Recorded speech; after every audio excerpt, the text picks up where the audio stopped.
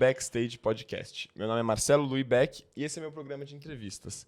E hoje vamos ter literalmente um papo cabeça, porque esse tem algo que todos nós, tanto eu, entrevistador, quanto a entrevistada, o Pedro, meu câmera, o Igor, o editor e todos os ouvintes já passamos na vida, é por problemas de saúde mental. Falar sobre isso é o melhor caminho para que todos possamos lidar melhor com as nossas cabeças. O Backstage Podcast de hoje busca isso, uma conversa leve e franca com a psicoterapeuta Blenda Marceletti, para entendermos do ponto de vista profissional os caminhos rumo a uma mente mais tranquila e leve. Nossa convidada da semana é doutora em psicologia pela PUC São Paulo, psicoterapeuta de adultos e casais, membro associada à Sociedade Brasileira de Psicanálise de São Paulo, autora do livro Fazendo as Pazes com a Ansiedade, que está aqui ao meu lado, e, sobretudo, uma influencer de sucesso, com mais de 100 mil seguidores no Instagram. Já aproveitem e sigam ela, @blenda_psi. E também me sigam, @Marcelo Beck, @Backstage Podcast. Seja muito bem-vindo ao Backstage Podcast, Blenda. Muito obrigado por aceitar. Obrigada, Marcelo, pelo convite. É sempre bom uma oportunidade da gente falar sobre esses temas, né? Que dizem respeito à saúde mental. Nunca é demais. Nunca. Né? E Nunca tá é muito em demais. alta, né, esses temas, em podcast. Eu estava até pesquisando para te entrevistar. Eu converso com amigos meus e muita gente fala que os podcasts já ajudam as pessoas nas suas vidas. Então tem podcast, tem a Tati Bernardi que fala um monte sobre isso. Assim, você abre o Spotify, tem uma sessão só de podcast de psicologia. Tá muito em alta. Por que você acha que tá tão em alta assim? De onde que veio esse boom da psicologia na comunicação? Olha, eu acho que antes da pandemia isso já vinha acontecendo. Eu acho que a gente tem uma população, né, que cada vez tem se queixado mais e cada vez tem procurado mais ajuda médica, inclusive, né? Os transtornos mentais, os estados emocionais, por exemplo, de ansiedade, tudo isso tem feito mais parte do dia a dia da gente por inúmeros motivos, principalmente no Brasil, não é? Quer dizer, tem uma instabilidade mundial, a gente sabe que as coisas estão mudando muito rapidamente, e tem o Brasil que também com as suas características. Então, eu acho que tudo isso converge para uma busca maior do que é a mente, como é que ela funciona, como é que ela determina as nossas escolhas e o nosso dia a dia. Com a pandemia, eu acho que isso assim ficou elevada à enésima potência, esse negócio, porque aí eu acho que as pessoas não tiveram muito jeito. Assim, eu tenho que entrar em contato comigo. E esse comigo, quem era esse comigo? Haviam pessoas que nunca tinham parado, nunca tinham nem olhado o casamento, os filhos, o papel que elas estavam fazendo na vida, o trabalho que elas tinham, a própria casa, né? Quase que eram hóspedes da própria casa, sai de manhã para trabalhar, volta à noite. Um hotel, né? Então, eu acho que esse foi um momento de uma forçada introspecção, por um motivo não muito agradável, mas, de qualquer forma, eu acho que isso levou as pessoas a procurarem muito ajuda psicológica e psiquiátrica também nesse momento. E eu sinto que quando as pessoas começam a procurar isso e escutam coisas que se identificam, dá mais vontade ainda de ir atrás, né? Sim. Para mim, esse foi um processo eu faço terapia há bastante tempo já, e foi muito importante para mim. A partir do momento que eu comecei, eu meio que conheci esse mundo, eu vi que existia a possibilidade de falar sobre os meus problemas para alguém, essa pessoa podia me escutar, e mesmo que não seja na terapia, ouvindo sobre isso, você vai se identificando com problemas que todo mundo tem, né? Sim. Porque os transtornos mentais, nossos problemas, eles são muito compartilhados. Muita gente sofre o mesmo que a gente. E eu sinto, às vezes, que tem uma solidão de você achar que você está sozinho quando você está mal da cabeça. Que só eu no mundo sou assim. O resto está todo mundo bem. Por que só eu me sinto assim? E a partir do momento que a gente compartilha, todo mundo começa a entender que, na verdade, é normal ter isso, né? Sim, eu acho que foi o grande ganho, né? Eu acho que os podcasts, as redes sociais têm trazido isso, e por meio de pessoas, né, que são às vezes conhecidas e que vão contando um pouco da sua história, e isso eu acho que, que democratiza um pouco, né? Socializa um pouco a questão dos medos, das angústias, das dúvidas que todos nós temos, né? Então, eu acho que isso tem contribuído bastante. Tem aspectos difíceis desse excesso de informação, mas sempre tem suas desvantagens, mas eu acho que, mesmo assim, a vantagem ainda é muito maior. Eu conheço pessoas que se beneficiam muito, né? E foi por meio dos podcasts, eu estou pensando numa pessoa específica, que ela começou a se dar conta e procurou ajuda. Então, isso tem um valor enorme, né? Que No dia a ótimo. dia. Então vamos tentar fazer isso hoje aqui. Vamos tentar. Blenda, eu queria que você contasse um pouquinho da sua história, de quem você é e por que você escolheu a psicologia, se foi uma escolha fácil para você, se foi algo óbvio ou se foi construindo na sua cabeça essa ideia de que você gostava de conversar com as pessoas, de tratar as pessoas. Como que foi essa escolha? Porque, querendo ou não, a gente fala um público majoritário de uns 20 a 30 anos, que são pessoas que às vezes estão nessa indecisão, estão começando a vida profissional. Então eu queria entender a sua vida profissional, como que começou e por que você gosta da psicologia. Bom, a psicologia não começou na minha vida de modo óbvio. Na verdade, eu nem sabia muito da existência dela, né? Eu sou de Recife, eu morava em Recife, eu fiz vestibular para medicina, entrei em medicina, cursei até o 2º ano, e aí eu decidi me casar. Já jovem? Muito jovem, eu tinha 19 anos. Nossa. Então, quando eu passei para o 2º ano de medicina, meu marido morava aqui em São Paulo, ele também é nordestino, mas ele morava aqui em São Paulo. Fazia 2 anos que a gente namorava distante. Então, Naquela época era mais difícil ainda. mais difícil ainda, não tinha celular, não tinha FaceTime, nada, era telefone, né? E eu era muito jovem, tinha 19 anos. Então, ele falou, vamos casar. Eu falei, tá bom, vamos casar. E ele morava aqui em São Paulo. Então, eu me mudei para São Paulo, com tudo, sozinha, não tenho família aqui. E aí eu não conseguia transferência para medicina. Eu tinha que fazer um novo vestibular. E aí eu entrei no Anglo, para fazer cursinho e prestar novamente para medicina. E aí, no período que eu estava no cursinho, eu conheci uma psicóloga, que ela estava fazendo uma transição de carreira. Ela estava saindo da psicologia e indo para o direito.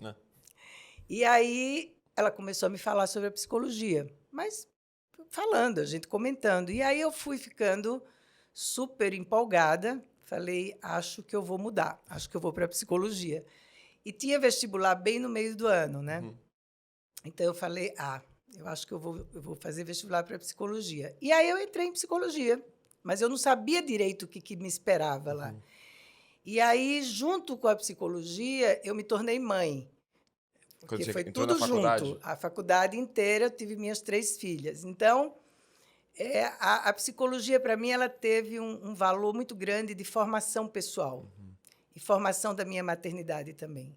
Então, mais do que uma profissão, ela passou a fazer parte da minha biografia. Quer dizer, a pessoa que eu fui me formando, eu tinha 19 anos, então eu estava assim, no auge da minha formação ainda, né? Então, assim, a psicologia ela entrou como uma espécie de grande mãe, grande pai, né, que me auxiliou muito a entender que eu tinha uma mente, como é que funcionava, a entender um pouco mais os meus sentimentos, minhas emoções, e isso me ajudou no meu processo de amadurecimento. Então, a psicologia, ela inicialmente, ela não foi uma escolha profissional, ela foi uma escolha muito pessoal. De vida. De vida. E aí eu fui me empolgando, e fui gostando, e fui me dedicando, e descobri que eu gostava de conversar com as pessoas, descobri que eu gostava das histórias das pessoas, e descobri que eu gostava de ajudar as pessoas nas histórias delas. Então, essa é a minha história com a psicologia. E foi você assim. fazia terapia antes de entrar na faculdade ou você entrou na faculdade sem ter essa experiência prévia? Assim? Eu nunca tinha feito terapia, né? Na minha família, ninguém nunca falava de terapia. Mas, quando eu entrei na faculdade, eu tinha um professor, no primeiro ano da faculdade, que disse assim para mim, olha, para mim não, eu disse para a classe, um bom psicólogo precisa primeiro ser bem terapeutizado. Então, uma semana depois que eu tinha começado a faculdade, eu comecei a fazer terapia. E não parei nunca mais. Até hoje eu faço. Até hoje eu faço. Já mudou o terapeuta? Já mudei, né? Tive alguns terapeutas e também, quando eu entrei na Sociedade de Psicanálise, obrigatoriamente você tem que fazer uma análise que eles chamam de análise didática, e você escolhe um analista didata e você tem que fazer pelo menos 5 anos de análise didática, que são 4 vezes na semana. Então, eu fiz mais de 5 anos, depois eu continuei fazendo, mas não eram mais as 4 vezes por semana. Mudei de analista nesse caminho, mas, assim, eu nunca parei de fazer terapia, faço até hoje. Essa análise didática é uma coisa diferente do que você tem normalmente, como se fosse uma terapia para o profissional, é isso? Na verdade, Marcelo, ela não é diferente, né? Ela não é diferente. Ela Quer dizer, qualquer pessoa que estivesse ali fazendo 4 vezes na semana, que é o método mais tradicional da psicanálise. 4 vezes? E a Sociedade Brasileira de Psicanálise de São Paulo, ela segue um método, vamos dizer, original, porque ela é ligada à IPA, que é é a Internacional de Psicanálise, que fica em Londres, e tem várias sociedades pelo mundo, e é o mesmo método. Então, são análises de 4 vezes por semana. Você também tem que fazer supervisão dos seus pacientes durante 4 anos e apresentar no decorrer 2 relatórios dos 2 pacientes. Então, a análise em si, ela não é diferente. Se você fosse fazer essa análise, não ia ser diferente da minha, né? Não é isso. Mas ela passa a ter um valor porque ela está dentro de um processo de desenvolvimento do ensino da psicanálise, né? Porque a psicanálise ela tem um tripé. É análise pessoal, supervisão e estudo da teoria. Então, eles acreditam que a formação de um psicanalista tem que passar por isso de qualquer maneira. Então, eu, desde o primeiro dia da faculdade, fui atrás de fazer terapia, depois eu fui fazer análise, aí eu fui entendendo as diferenças, e aí eu fui escolhendo na faculdade que linha que eu queria seguir, que escola que eu queria seguir, e aí eu fui direcionando a minha terapia, a minha análise dentro dessa escola, que é a psicanálise. Então, vamos entrar um pouquinho nesse assunto. Você escolheu a psicanálise. Eu queria que você desse, bem rapidinho, não precisa entrar muito em detalhe. Quais são as linhas possíveis, assim, e o que é a psicanálise? Assim? Qual que é a diferença da psicanálise para outras? Quando você for numa terapeuta aqui, psicanalista, o que você espera de uma psicanalista? Então, muitas pessoas, quando vão procurar terapia, não sabem dessas diferenças, né? Às vezes, algumas sabem, né? Eu estou procurando uma análise, eu estou procurando uma psicoterapia, enfim.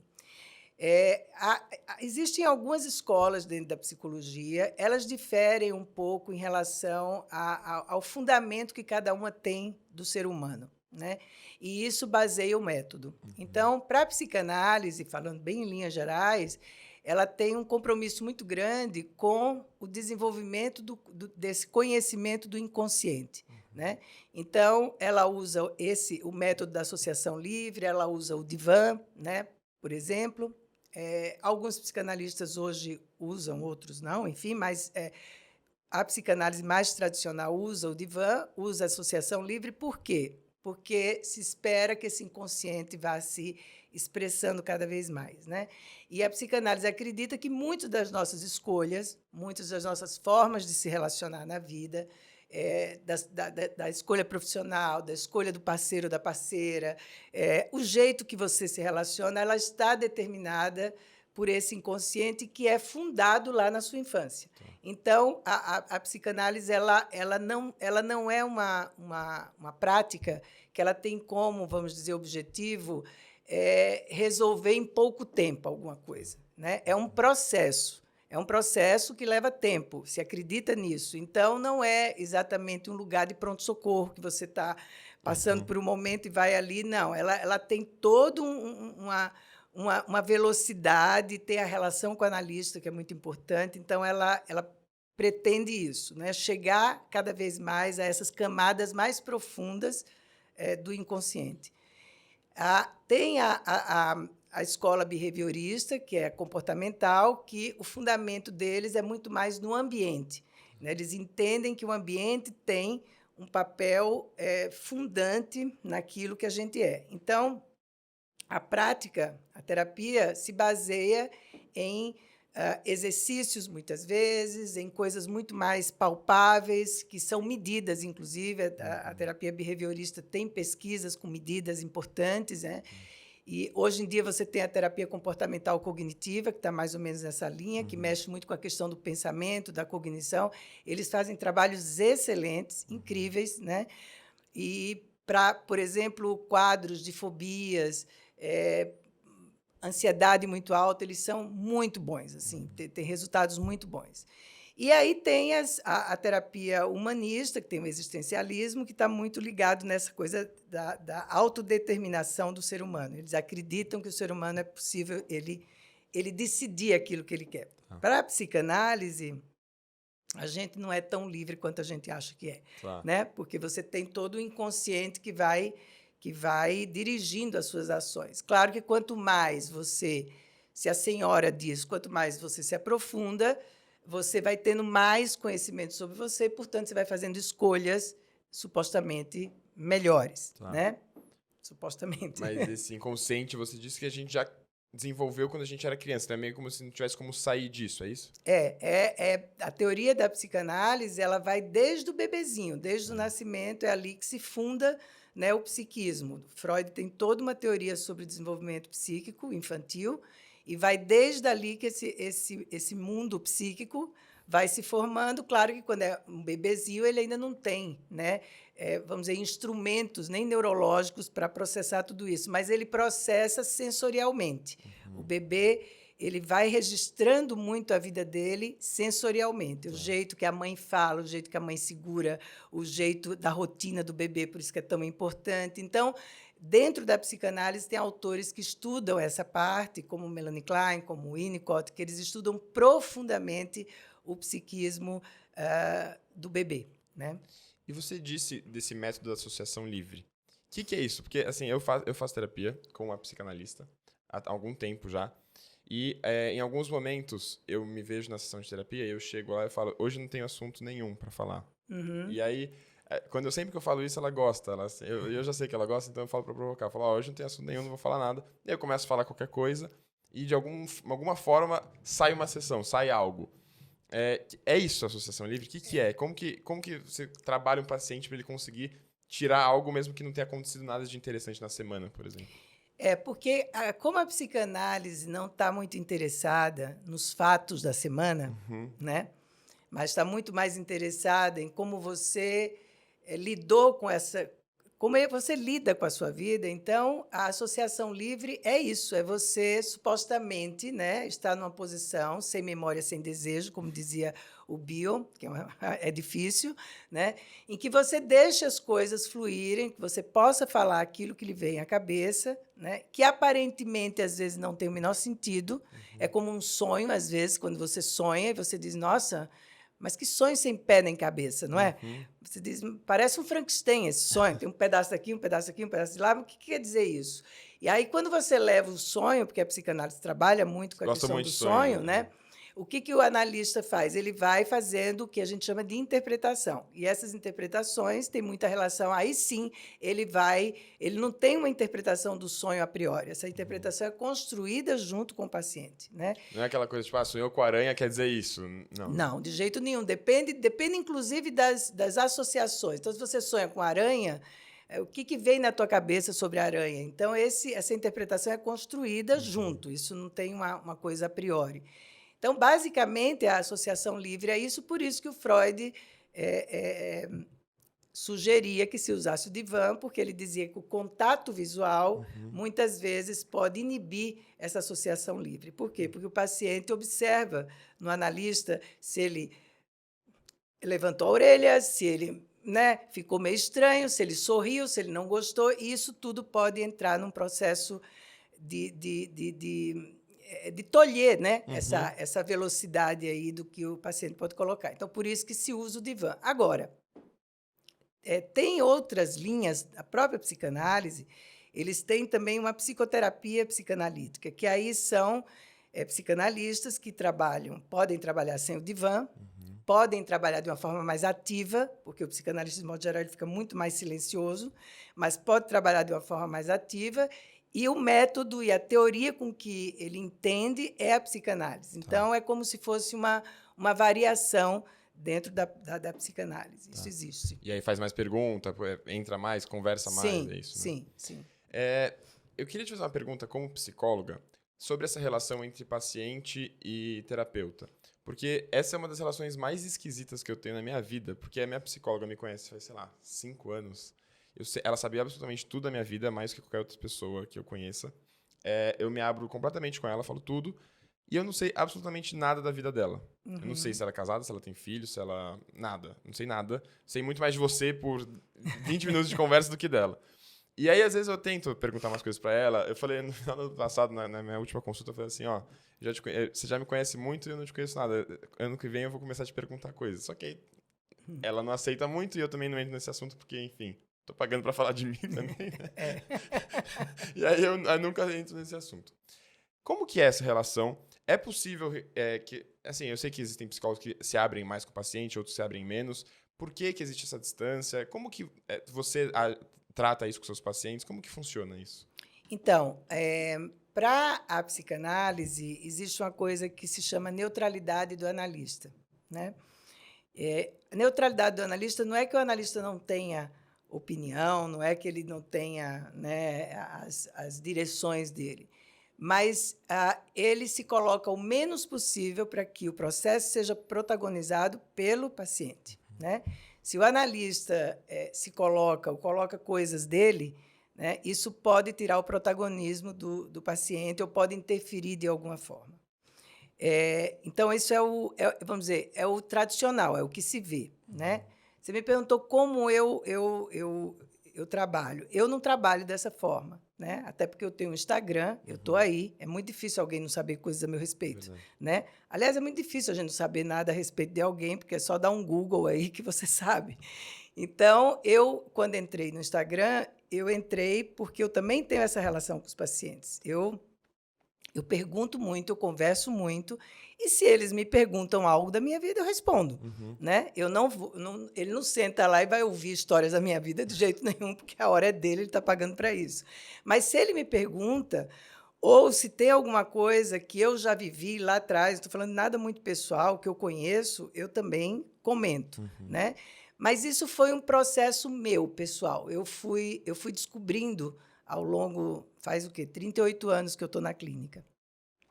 Eu fui descobrindo qual era o meu jeito de ser psicanalista, o meu jeito de ser psicoterapeuta, né? E eu tenho um compromisso muito grande com o meu jeito de fazer. Então, eu já fiz do jeito mais tradicional, porque eu tive uma formação super exigente e super tradicional. Mas eu não me encontrava daquela maneira. Eu sentia que eu não estava sendo eu mesma ali. E, dessa forma, eu ia contra essa questão do quanto eu quero ajudar essa pessoa. Se eu quero ajudar uma pessoa a se tornar mais ela, que ela se conheça mais, evidentemente que às vezes na análise a gente conhece coisas bem desagradáveis da gente, mas faz parte do que a gente é. Então, eu precisava, como analista, me sentir eu mesma fazendo aquilo. Então, assim, hoje eu trabalho de uma forma muito minha. Eu não trabalho dessa forma, vamos dizer, mais silenciosa ou mais neutra, né? Você pergunta, mas... Pergunto, e se me perguntar, eu respondo. Na verdade, a minha maior intenção de estar ali com o paciente é ajudá-lo a ter uma qualidade de vida melhor. Se eu posso fazer isso, eu faço, né? Então, mas eu lembro quando eu comecei, durante muitos anos, a gente não apertava nem a mão do paciente. Era uma coisa que, né?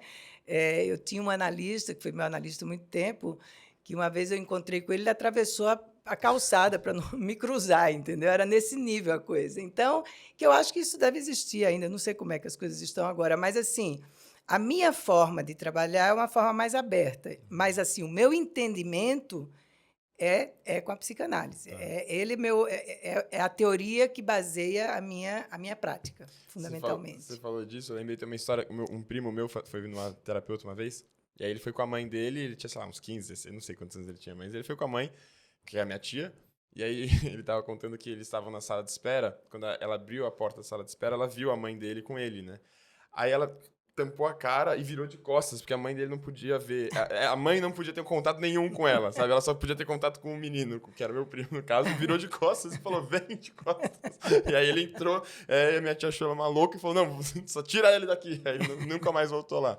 Mas tem essa preocupação pela distância, né? Tem exatamente, e faz sentido. Não é uma coisa sem sentido, não. É porque tem toda uma questão de você deixar que esse psiquismo do paciente tenha o protagonismo mesmo, ele surja. Então, é como se você quisesse manter uma sala, sabe uma sala de cirurgia que você mantém tudo asséptico? É mais ou menos isso. Então, vamos manter assim. Entendi. Né? Blenda, eu queria entrar um pouquinho num tema que você estuda bastante, que é a ansiedade, escreveu inclusive um livro sobre isso. Você diz no seu livro que a ansiedade pode ser benéfica e a ansiedade pode ser muito natural, todo mundo tem ansiedade de alguma forma, mas em algum momento ela também pode se tornar patológica.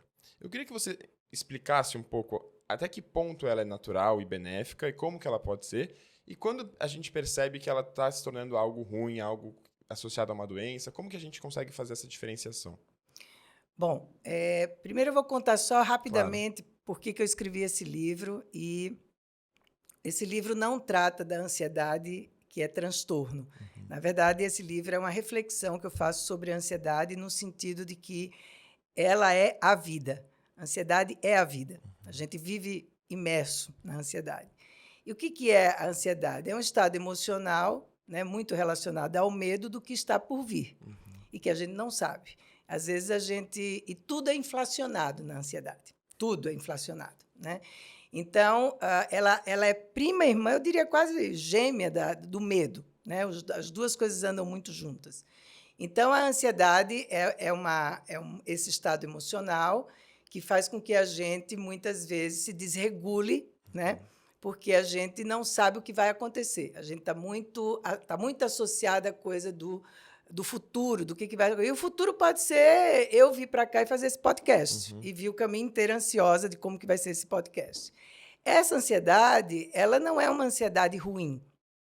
Ela é uma ansiedade que, inclusive, ajuda, porque ela tem a ver com você querer se desenvolver mais, você querer fazer o melhor. É natural, a gente não sabe o que vai encontrar, como é que vai ser a conversa, né? Então, a gente tem uma ansiedade que faz parte. Aquele friozinho, né, na barriga. É, um friozinho na barriga, enfim. Agora, tem um momento que a ansiedade ela fica disfuncional, né? Então, você começa a paralisar. Você começa a paralisar, e aí é que tem os transtornos de ansiedade, que a gente chama. A ansiedade não é considerada uma doença mental, é considerada um transtorno. Então, você tem um transtorno de ansiedade generalizada, que é aquelas pessoas que estão ansiosas o tempo todo, com tudo. Aí tem até sintomas físicos, gastrointestinais, às vezes o coração palpita, não chega a ser pânico, né? Mas são pessoas que estão sempre muito, muito preocupadas, é uma preocupação excessiva, e que prejudica o dia a dia. O dia a dia fica muito pesado e muito difícil, né? Tem os transtornos ligados à síndrome do pânico e às fobias sociais, né? E tem o transtorno de ansiedade ligado a situações pós-traumáticas, que isso também existe. Então, assim, essas classes, tem outras, mas só citando essas três, é quando a ansiedade atinge um nível muito alto e que a pessoa não consegue sozinha baixar esse nível. Então, aí se aconselha procurar uma ajuda médica e uma ajuda psicoterápica. As duas coisas precisam caminhar juntas, assim como uma série de outras providências que tem que se tomar no dia a dia, como atividade física, o sono, alimentação, todas essas coisas elas entram no tratamento da ansiedade. Então, a minha questão nesse livro era tratar muito mais, despatologizar a ansiedade, mostrando um pouco que um pouco não, foi isso que eu mostrei o tempo todo, né? Que a ansiedade, nós estamos imersos nela, não temos como fugir dela. Todo mundo passa por ela, e as pessoas não precisam se apavorar tanto achando que eu estou ansioso, então alguma coisa de errada está acontecendo comigo. Isso é a vida acontecendo. Quando a vida acontece, a gente tem ansiedade, né? Porque a gente não tem certeza do que vai acontecer. Então, nesse livro, eu falo um pouco da ansiedade nos relacionamentos amorosos, na família, na educação dos filhos, nas redes sociais, né? Que é hoje um grande, né? uma grande fonte de ansiedade. Então, é como a gente pode administrar a nosso favor a ansiedade. Sem ansiedade, eu não atravesso a rua, porque aí eu não vou olhar para o sinal, se está vermelho ou não. Eu preciso ter uma certa ansiedade, eu preciso ter um certo medo, né? Se eu vou apresentar um trabalho importante, eu preciso ter, porque isso me conduz a fazer a coisa com uma excelência maior. Né? Então, essa ideia de que vamos acabar com a ansiedade, prometo que em 10 sessões você nunca mais terá ansiedade, isso não existe, porque, então, ou você tem uma psicopatia, que daí você não tem ansiedade com nada, tudo bem, né? Você passa por tudo como se nada fosse, ou... Você não se importa com as coisas também. Não, você não se importa, você não está nem aí para as coisas. Então, porque o mundo está, né, servindo a você. Agora, se você é uma pessoa que tem responsabilidade, que você se incomoda com o outro, que você está atento ao que está acontecendo, lógico que você vai ter ansiedade. Né? E essa é uma queixa que aparece muito no seu consultório? Você sente que as pessoas que tem um aumento recente disso? Como que está na sociedade, no seu consultório, né, que é o espaço que você mais pode dizer, essa questão da ansiedade? Muito. Essa questão da ansiedade sempre foi uma questão que apareceu, né?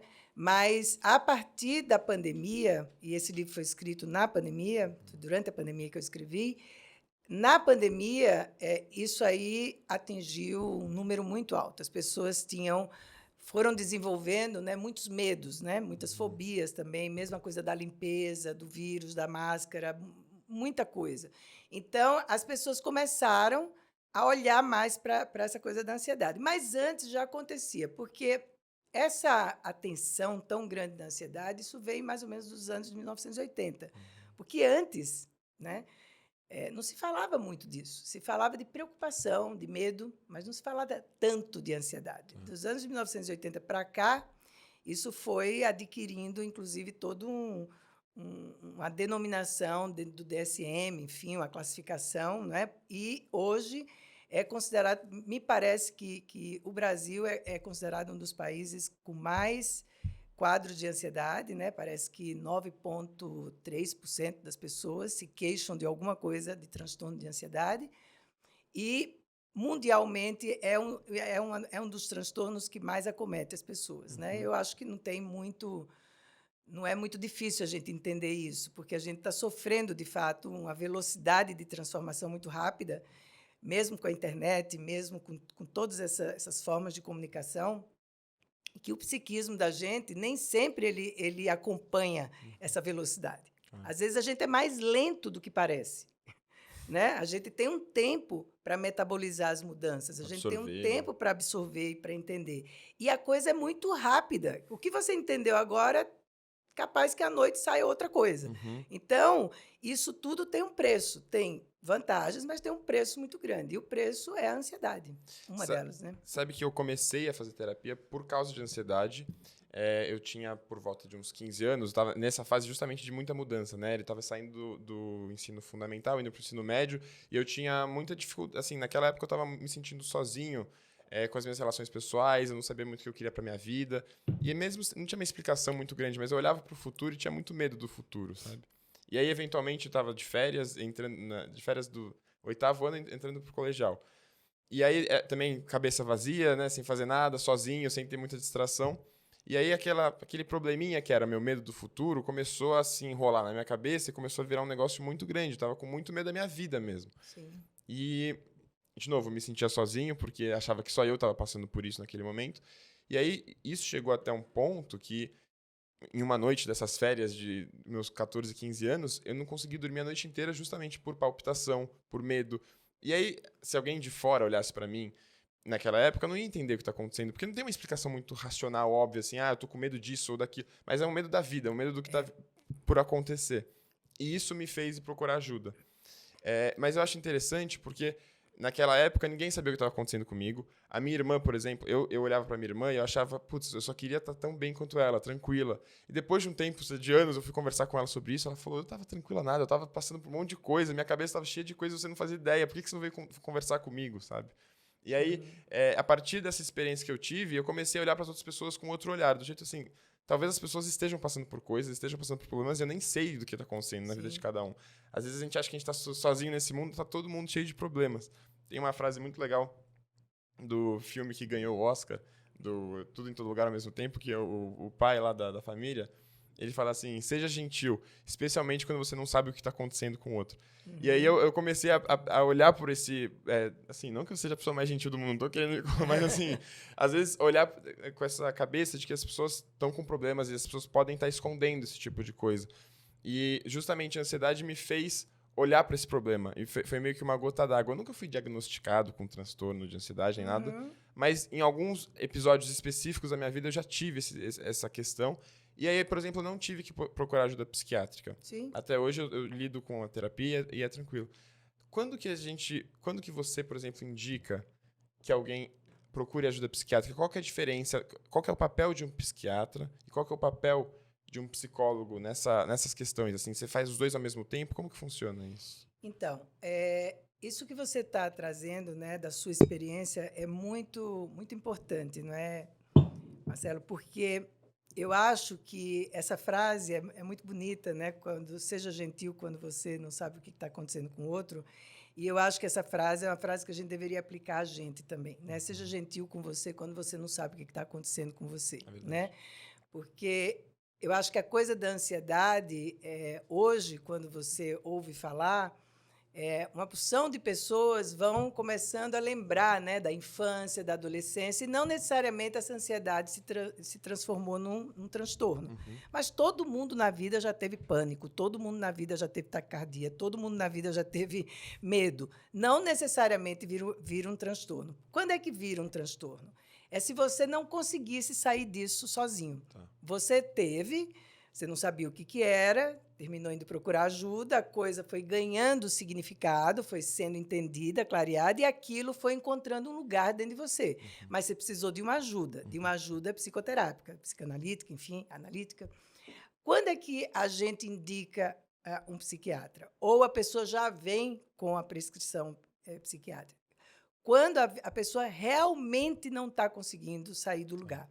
Quando ela assim, não consegue levantar, não consegue sair de casa, ela tem pânico no meio da rua, ela tem que ser ajudada, ela tem um medo da morte enorme, porque o pânico dá um pouco a sensação de que você vai morrer, um pouco Sim. não. A grande coisa do ataque de pânico é eu vou morrer, eu vou morrer. E ninguém me convence que vai ser o contrário. Tá acontecendo Né? algo no meu corpo. Exatamente. E você não sabe o que é, porque a ansiedade tem essa característica. Às vezes, ela não tem uma razão. Né? Se eu venho para cá e estou um pouco ansiosa, que eu vou fazer o podcast, eu estou nomeando, eu estou dizendo, eu estou ansiosa por causa disso. Mas muitas vezes não. Muitas vezes você está ansioso porque você está com medo da vida, você está perdido, você não sabe o que vai acontecer. Um dia você quer uma coisa, outro dia você quer outra, daqui a pouco você chora, daqui a pouco você não dorme. Agora, se isso começa a ocorrer, por exemplo, durante um mês, e você não consegue sair disso, não consegue fazer atividade física, não consegue dormir porque a cabeça não para, é necessário procurar uma ajuda médica. O psicólogo, ele não tem autoridade médica, né? Ele não pode prescrever. E é melhor que seja assim, porque são dois focos diferentes. O psiquiatra, ele vai saber da sua história de vida, te conhecer e tentar identificar qual é a medicação melhor. E essas medicações, às vezes, demoram um pouco para você encontrar a dosagem, o tipo de medicação, enfim.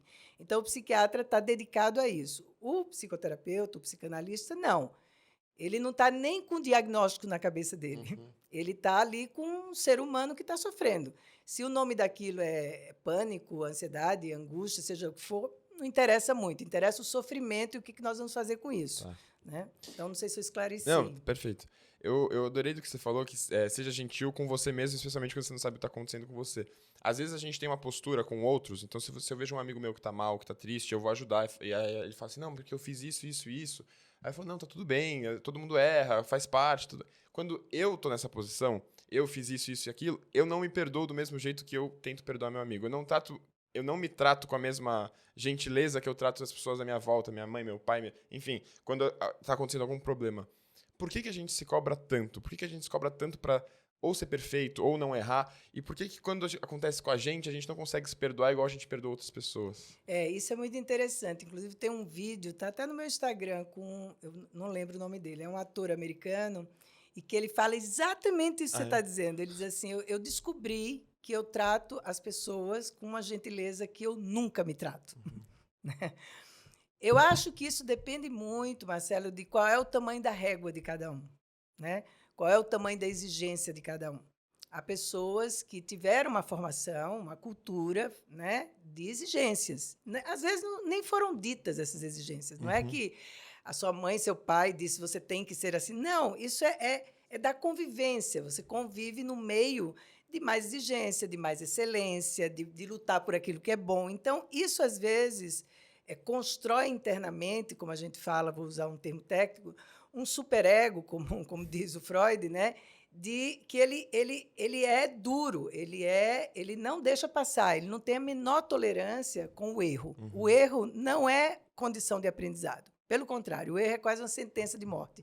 Então, isso acontece um embate aqui dentro que é diferente, ainda bem que é diferente do que acontece aqui fora. Porque, às vezes, há pessoas que têm esse embate dentro e fora também. Claro. Não são nem um pouco gentis com pessoas que estão passando por dificuldades, ou se uma pessoa erra alguma coisa, ou se a pessoa comete um equívoco. Há pessoas que não têm tolerância nenhuma com isso, e não têm com elas próprias. Mas, às vezes, a gente encontra pessoas que são super gentis e tolerantes e dão colo para quem precisa, mas para elas não conseguem fazer isso.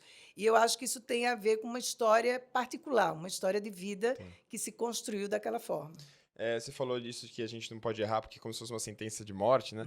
E hoje, especialmente, por exemplo, com redes sociais, se você tem um erro público, né? Se você é uma pessoa mais pública e você erra, aí é uma sentença de morte quase declarada, porque aí enfim, Twitter, Instagram, seu nome vira assunto, cultura do cancelamento, enfim, todo esse papo.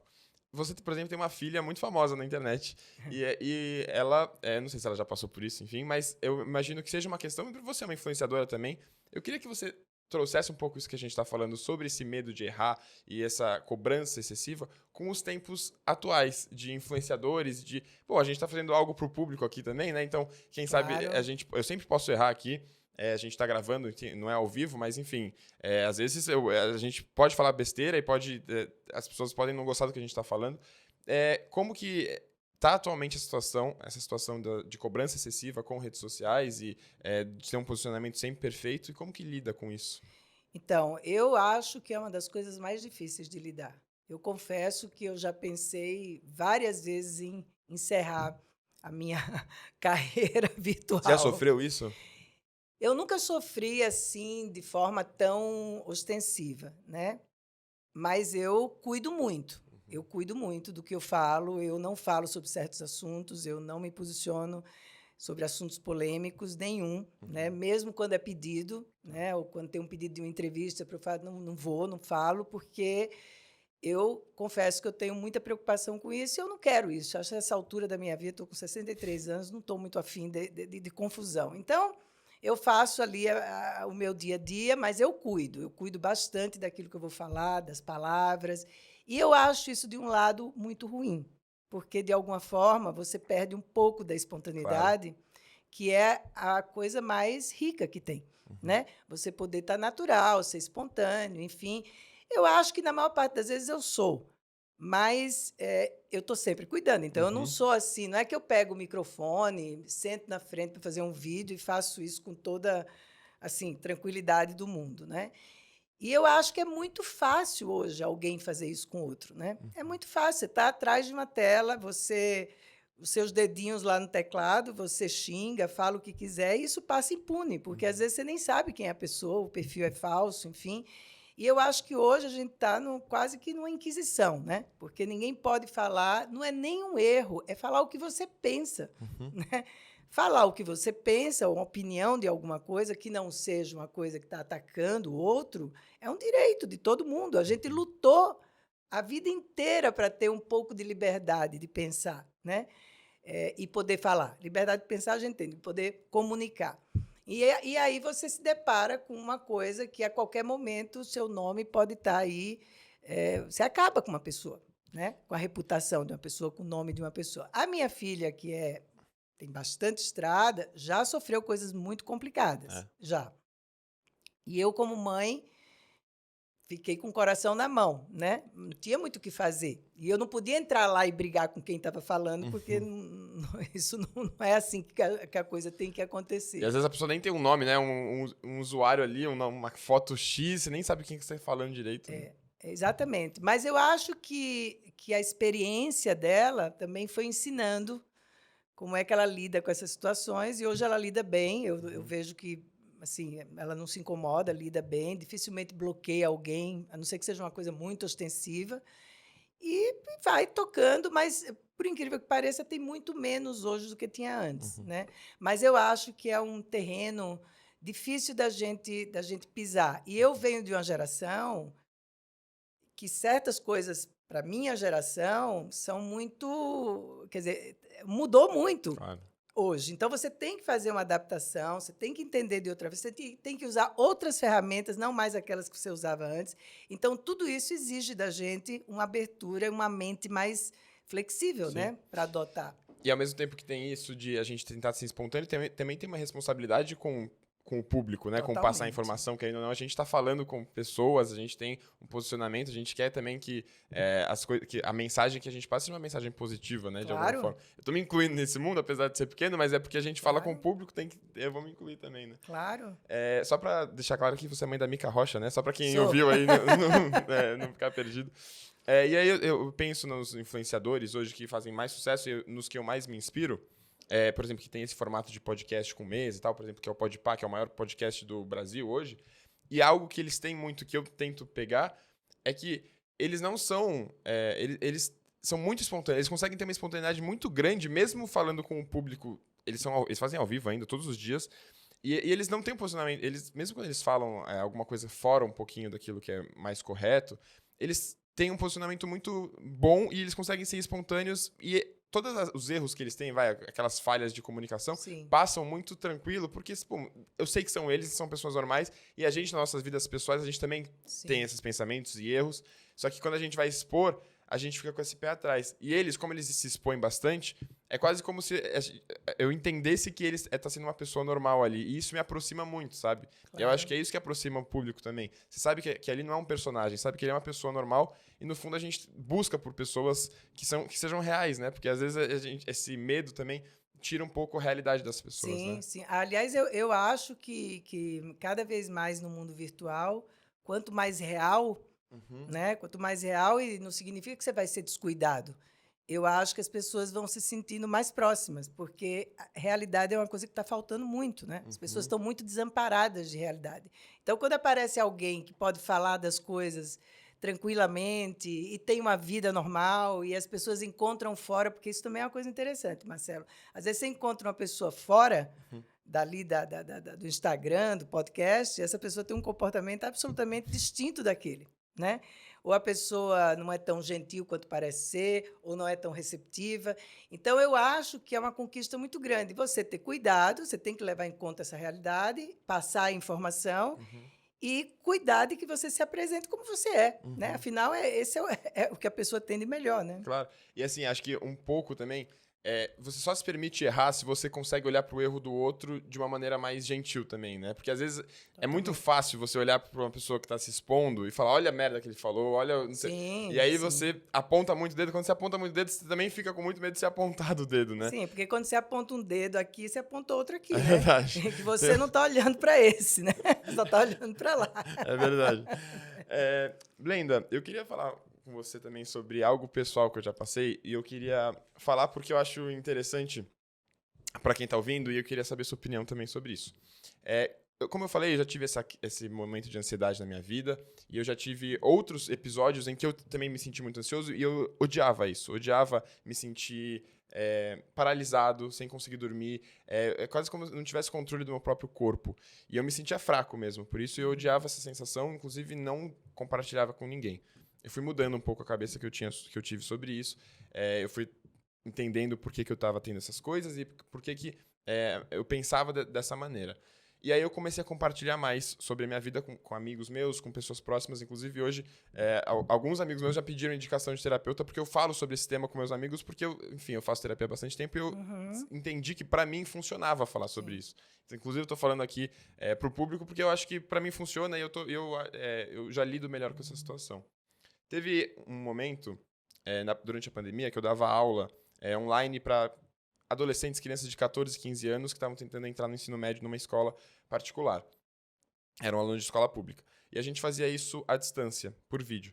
E teve um dia que eu estava dando aula, eu com mais uma amiga minha, e no meio da conversa ali, no meio da aula, uma menina ela abriu o microfone e falou assim: professor, eu tô me sentindo muito mal, acho que tá acontecendo alguma coisa comigo, minha mão tá paralisada aqui, tava sem sentir a mão, né? E aí a gente perguntou assim: tem alguém na sua casa com você?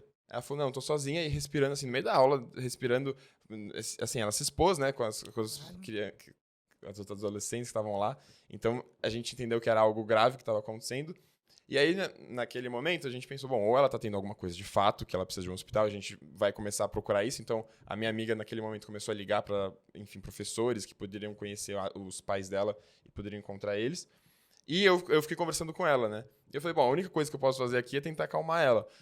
E aí comecei a acalmar fazendo o que eu fazia quando eu tinha minhas crises de ansiedade. Então, respirando fundo, eu comecei a contar a respiração com ela, comecei, enfim, a conversar com ela, quase como se tivesse alguém mais que já tivesse passado por aquilo, quando eu senti e pudesse me recomendar de fazer algo, era o que eu estava pensando com a menina.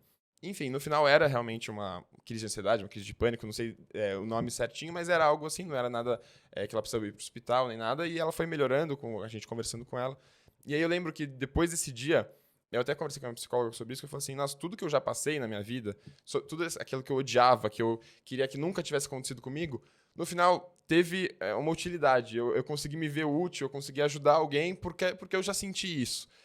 Eu queria que você falasse um pouquinho sobre isso, assim, sobre se tudo que a gente passa, esses momentos ruins, esses momentos de tristeza, esses momentos de ansiedade, se eles têm algum lado benéfico depois, que foi justamente o que eu senti. Como que isso acontece com os pacientes?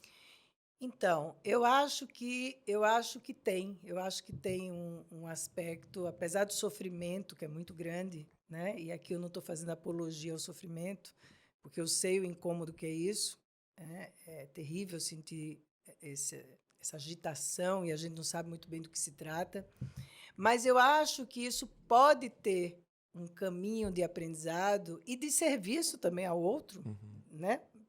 Quando você consegue ressignificar esse estado, uhum, né? Quando você consegue entender, quando você consegue fazer as ligações desse estado com a sua vida e quando você consegue fazer as mudanças que você pretende a partir desse entendimento.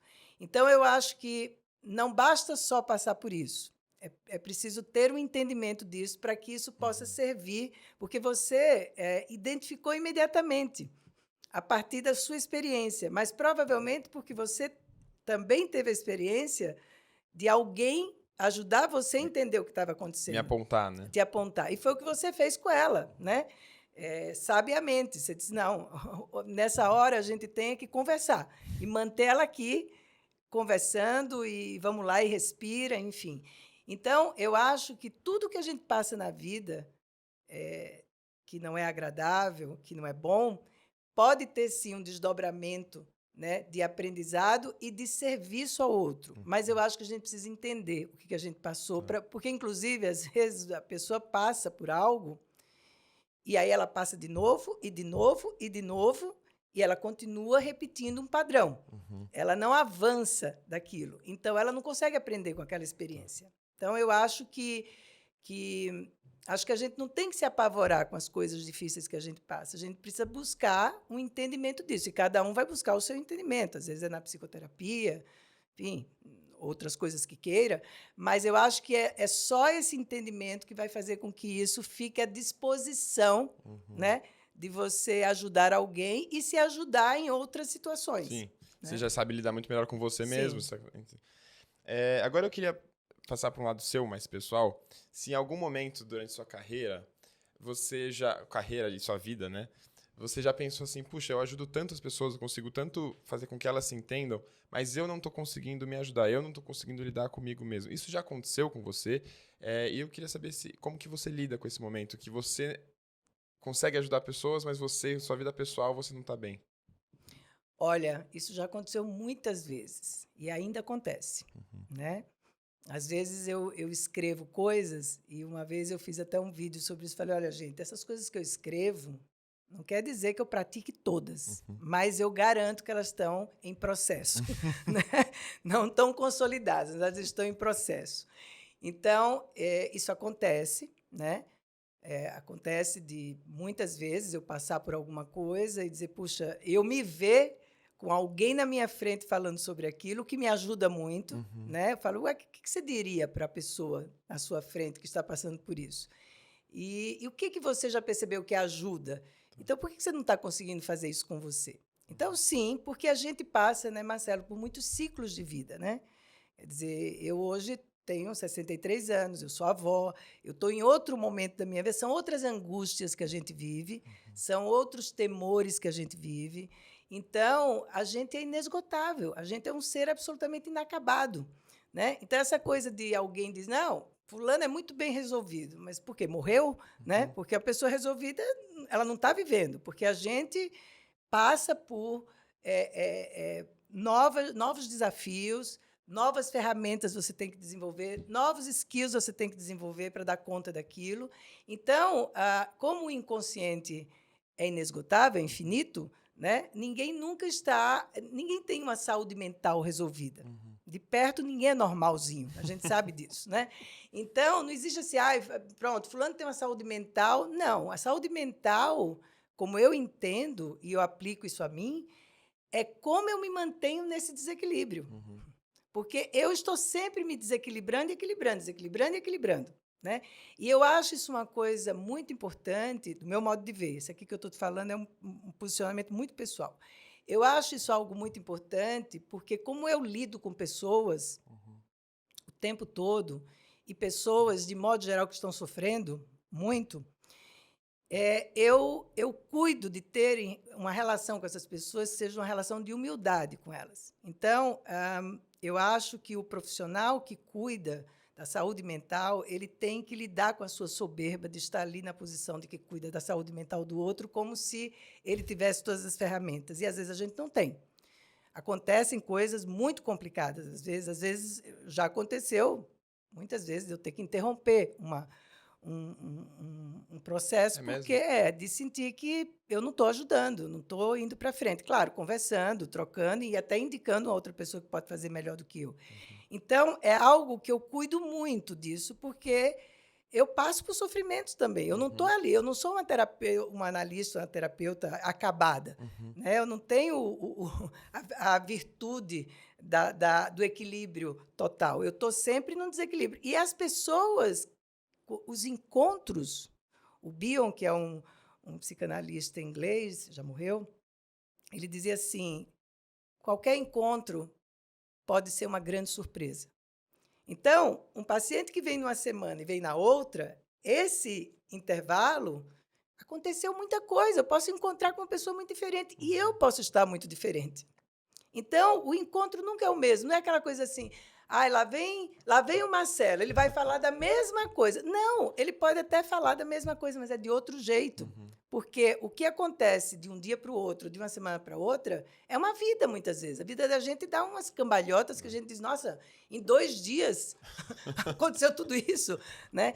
Então, eu acho essa pergunta sua muito, muito importante, essencial, porque, às vezes, as pessoas têm uma visão muito idealizada do terapeuta ou do psicanalista, de que ele está ali naquela posição, o cara sabe, ou a mulher, o cara sabe de tudo, né? E não tem ideia do quanto ali também tem de sofrimento que está sendo toda hora ressignificado.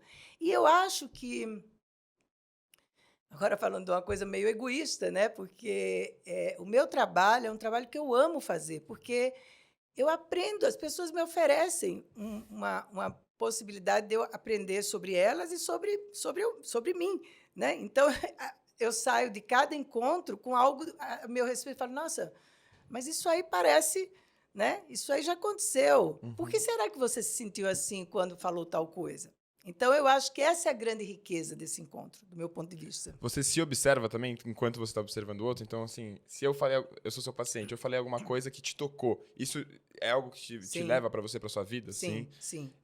Já aconteceu de ser algo que fosse, sei lá, algo que você se identifica com você, então alguém está falando algo que você também passa por isso, talvez ou fique mais difícil, ou fique até mais fácil de lidar? Sim, já muitas vezes. Existe um termo técnico em psicanálise que se chama contratransferência, que fala sobre os sentimentos do analista em relação ao paciente. Né?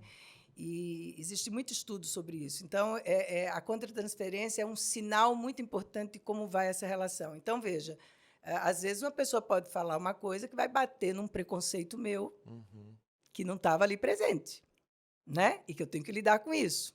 Então, eu não estou ali para discutir certas coisas, eu tenho que lidar com isso. Ou, por exemplo, eu posso ficar encantada com uma coisa que a pessoa está me contando e ficar seduzida por aquilo. Também não é bom. Mas eu me observo o tempo todo e, quando termina o meu dia, eu faço um balanço de como foi meu dia. Tá. Que pacientes me tocaram. Estou falando sobre a minha pessoa, claro. Né? Então, e eu acho que os processos avançam melhor, né, quando você tem mais contato com você, como terapeuta, como analista. Eu acho que a gente tem que ter esse contato e eu defendo muito uma posição de humildade, porque você não sabe do outro. Ninguém sabe mais do Marcelo do que o Marcelo. Ninguém sabe, mas você é o maior especialista sobre você, é você. Né? Você pode até não estar acessando as suas especialidades, mas você provavelmente é a pessoa que mais tem autoridade sobre você. Então, Isso a gente não pode perder de vista, né? Eu queria saber agora, do lado de paciente, se você percebe ou já percebeu eventualmente, se algum paciente começa a tentar a demonstrar algo para você de que ele não é. Então, você querer, eu sou uma pessoa assim, assim, assada, mas na verdade ele não é assim. Você consegue perceber que ele está tentando se fazer uma pessoa. Porque no final, você falou que eu sou a pessoa que mais me conhece, mas a segunda pessoa que mais me conhece talvez seja a minha terapeuta. E aí, você quer que essa pessoa que te conhece muito goste de você, porque se essa pessoa não gosta de você, é quase como assim, eu não sou uma pessoa legal, porque as pessoas sabem tudo da minha vida, então se ela não gostar de mim, ferrou. Então você tenta um pouco mostrar para sua terapeuta, para quem está te analisando, que você tem virtudes, que você é bom, que você, enfim. Vocês conseguem perceber isso? Sim, sim. Eu acho que tem uma questão que é humana, né? Todo mundo quer ser amado, né? No final das contas, ao fim e ao cabo, é o amor que move a gente. É quanto a gente é amado, admirado. É isso que todo mundo quer, né? E eu acho que a grande conquista dentro desse processo de autoconhecimento é você cada vez precisar ser menos amado. Ou seja, cada vez você pode dispor mais dos seus personagens, das suas máscaras, e que, ok, se não gostou de mim, por que eu tenho que ser gostado? Por que eu tenho que ser admirado por todo mundo? Então, eu acho que essa é uma oportunidade muito, muito, assim, eu acho que é a coisa mais preciosa que tem num processo de autoconhecimento, dentro de uma análise, de uma psicoterapia. Estou falando de psicoterapia porque outras linhas chamam psicoterapia. Eu acho que é você encontrar com alguém que realmente, mas isso tem que ser realmente não te julga. Ela não está ali para te amar ou não te amar, né? Pouco interessa, né? Você está ali para encontrar os seus caminhos e aprender a gostar de você no bom e no ruim, porque quando as pessoas falam assim, o autoconhecimento é uma coisa que você vai encontrar, às vezes você se encontra com coisas bem lamentáveis, não, com as misérias bem complicadas que todos nós carregamos. Então, eu acho que esse é um desafio, mas a gente percebe, claro, principalmente no começo, né? Ou a pessoa quer contar histórias muito grandiosas, ou mostrar que entende muita coisa, muitas vezes quer fazer o seu papel no lugar. Isso acontece, mas eu acho que isso é parte dos processos de defesa que todo mundo tem, porque todo mundo tem que se proteger, natural, é um mecanismo protetivo, né, do psiquismo, e que eu acho que a confiança, a interação, isso vai devagarzinho dissolvendo essas. Às vezes não dissolve, às vezes a pessoa vai embora, não consegue. Mas vai dissolvendo essas defesas e a pessoa vai assim, tirando o casaco, tirando o sapato, e vai ficando mais à vontade para mostrar as coisas que são desagradáveis, porque essas são as mais difíceis, né? E também fica mais interessante, né? Fica mais É. real. Eu vou para umas últimas perguntinhas. Tem uma pergunta da Célia Horta, sua amiga, Célia, meu Deus. que já veio aqui, inclusive minha amiga também. E aí ela pergunta sobre seu relacionamento. Eu vou ler o que ela escreveu para mim. Tá bom. A minha amizade com a Blenda dura décadas, e ela é daquelas amigas que mesmo que a gente passe um tempo sem se ver, quando se encontra é como se tivesse se visto no dia antes. Conversas agradáveis e sempre com a mesma fluidez em que falamos muito sobre a vida. Blenda, do meu lado de psicoterapeuta de casais, a minha pergunta tem a ver com o seu relacionamento com o Newton. Tanto tempo de relação, tantas experiências juntos, que dica você dá para quem quer relacionamentos amorosos duradouros e felizes? Em que seja possível equilibrar os pratinhos, se dedicando ao outro e ao mesmo tempo respeitando a sua própria individualidade. Bom, primeiro quero dizer que eu me emocionei com a pergunta dela. Muito obrigada. Olha, qual é o segredo? Bom, eu estou casada há 44 anos e eu tenho com meu marido uma relação de 50 anos, porque eu namoro com ele desde os 14 anos, é muito, muito tempo. Então, um relacionamento desse é impossível não ter crises, né? Possível, né? Já tivemos muitas e temos ainda muitas. Qual é o segredo? Eu acho que... Eu não sei qual é o segredo. Eu não sei, mas eu tenho a impressão que nos ajuda muito a gente abrir, não ter medo de abrir as portas que parecem proibidas, né? Eu acho que quanto mais a gente pode mostrar a humanidade da gente dentro de uma relação a dois, eu acho que ela tem grandes chances de ir para frente. E a questão da liberdade, porque eu acho que isso foi uma coisa que eu aprendi. Isso eu não fiz sozinha, não. Isso aí foram anos de terapia, de análise, para aprender a me relacionar dentro do casamento. Né? Eu tive muita ajuda para isso, muita consultoria para isso. Né? E a gente vai aprendendo a respeitar a liberdade, a entender uma coisa que eu acho que é um tema muito interessante para você trazer um dia alguém para falar sobre isso, é exatamente você aprender quais são os jeitos que as pessoas têm de amar. Porque a gente acha que todo mundo ama do jeito da gente. E as pessoas não amam do jeito da gente. E projeta no outro isso, né? Exatamente. E aí cria uma expectativa enorme, e claro que quanto maior a expectativa, maior vai ser, né, um desenlace de frustração e tudo isso. Então, eu acho que aprender a linguagem de amor que o outro utiliza, que você utiliza também. E aí a gente vai naquilo que a gente estava falando antes, né, Marcelo? Essa agonia que a gente tem pelo amor, de ser amado em tudo, incondicionalmente, né? Eu acho que isso estraga muito os relacionamentos. Né? Se a gente pudesse entender que o amor incondicional, acho que só de mãe, né? E olhe lá, né? Mas acho que é esse. Mas um homem e uma mulher, 2 homens, 2 mulheres, não tem um amor incondicional. A gente tem condições, até porque a gente ama tanto o outro que a gente não aceita qualquer coisa, nem quer qualquer coisa. Então, eu acho que isso é um aprendizado. Mas eu acho que eu diria que a liberdade que a gente aprende de respeitar o outro, entender qual é a linguagem que o outro usa para dizer que te ama, que nem sempre é aquela que você esperava, né?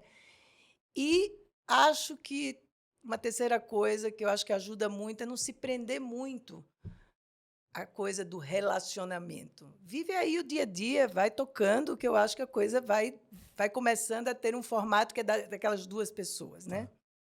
Adorei. É isso. E aí, a minha última perguntinha, então.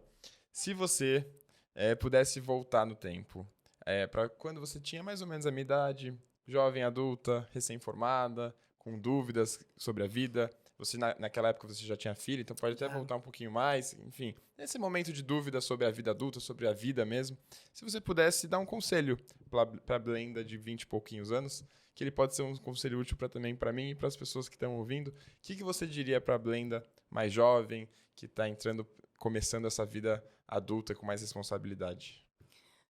Eu acho que a coisa que eu diria para a Blenda de 19, 20 anos, né, antes até de eu ter filhos, eu diria que ela se preocupasse menos com os outros. Né? Claro que a gente se preocupa com os outros. É uma mentira dizer que pouco me interessa o que os outros pensam. Não é verdade. A gente precisa também dos outros. A gente não faz nada sozinho. Mas eu acho que se ela pudesse se preocupar menos, se ela pudesse não querer ser amada por tanta gente, talvez algumas coisas pudessem ter evoluído até muito mais, né? E que eu tive que pegar aí depois de muitos anos. Mas eu daria esse conselho para ela. Adorei. Conselho recebido, então, para a gente também. Tá Blenda, muito obrigado pela entrevista. Adorei. Obrigada a você, Marcelo. Obrigado por topar esse convite. Quem quiser saber mais sobre a Blenda, tem o livro Fazendo as Pazes com a Ansiedade, que ela fala sobre o que a gente já conversou bastante aqui no podcast. Redes sociais, Blenda_Psi. É isso? Tem mais algum lugar? Não. Não, é isso? No Instagram? Isso. Me sigam também, Marcelo Beck, Backstage Podcast. Curtam o vídeo, compartilhem. Blenda, muito obrigado. Obrigada, Marcelo. Eu espero que seus ouvintes tenha sido útil, né? Para quem está nos ouvindo. Eu conheço eles, acho que eles gostaram, sim. Então tá bom. Obrigado, viu? Obrigada a você.